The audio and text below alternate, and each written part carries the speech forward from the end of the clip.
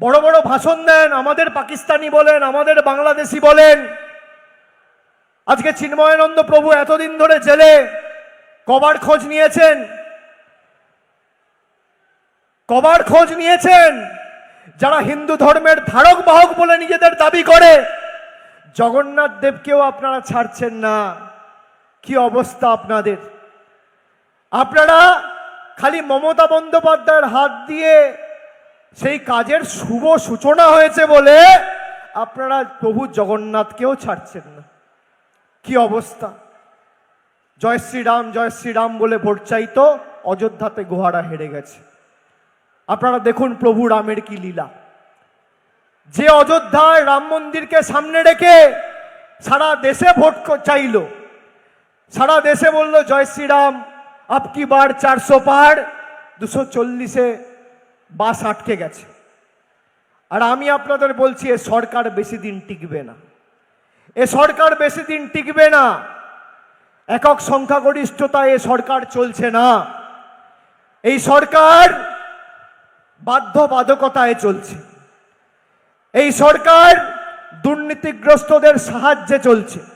এই সরকার গরিব মানুষের চোখের জল, প্রতিনিয়ত গরিব মানুষের মুখের গ্রাস কেড়ে নিয়ে নিজেদের স্বার্থ চরিতার্থ করতে এই সরকার চলছে। এই সরকার বেশি দিন চলতে পারে না।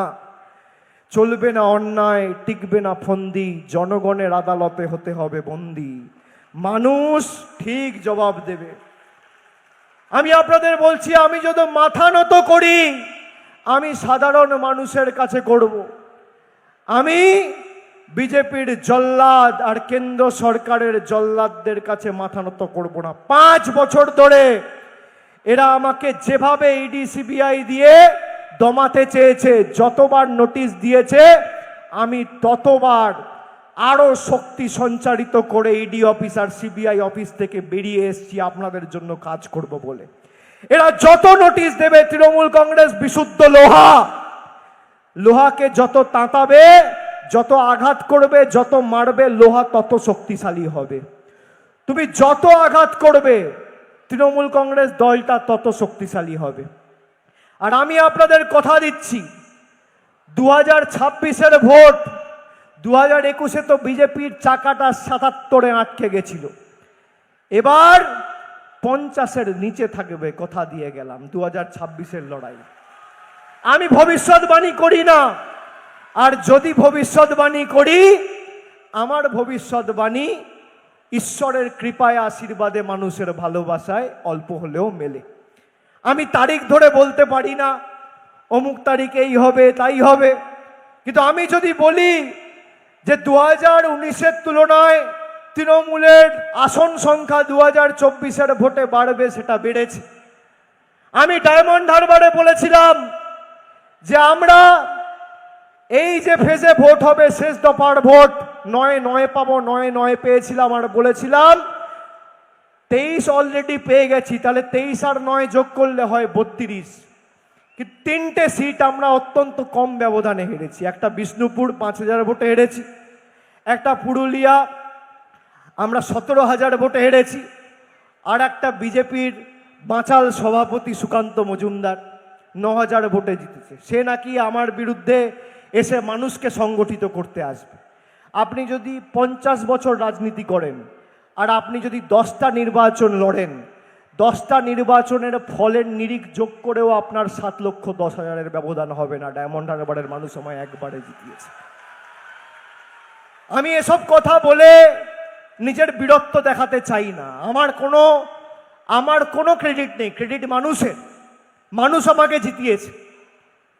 যারা বলে বিজেপির নেতা শুভেন্দু অধিকারী যে মমতা ব্যানার্জি দিদি থেকে ঠাকুমা হয়ে যেতেন তিনি যদি না থাকতেন, তা তুমি তো গেছো 2020-তে। মমতা ব্যানার্জি 21-এ জিতলো কি করে?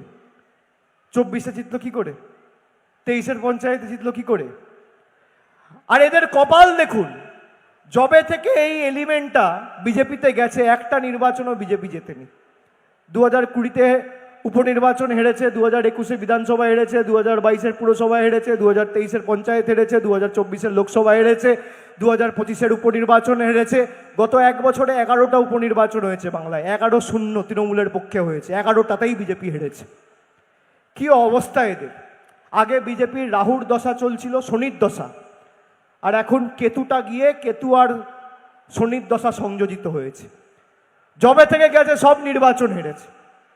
এরা নাকি বাংলায় আবার অপারেশন সিন্দুর করবে, অপারেশন বেঙ্গল, মানে কি এমএলএ কেনাবেচা করবে।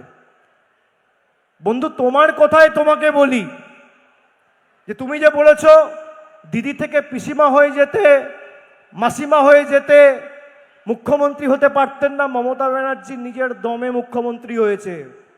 34 বছরের সিপিএমের জগদ্দল পাথরকে মানুষের আশীর্বাদ নিয়ে সরিয়েছে। আর তোমাকেও বলে রাখি, তুমি দাদা থেকে কাকা, কাকা থেকে জেঠু, আমি এই ভাষা ব্যবহার করি না, কিন্তু তুমি এই ভাষাই বোঝো, আমার কিছু করার নেই। তুমি দাদা থেকে কাকু, কাকু থেকে জেঠু, আর জেঠু থেকে দাদু হবে। তৃণমূল কংগ্রেসকে মানুষের হৃদয় থেকে আগামী 50 বছর বাংলার মাটিতে সরাতে পারবে না। দম থাকলে লড়ো, লড়ো, করতে পারলে করো, লড়তে পারলে লড়ো, আর ধরতে পারলে ধরো, নইলে মুখ বন্ধ করে বাড়িতে গিয়ে ঘুমিয়ে পড়ো।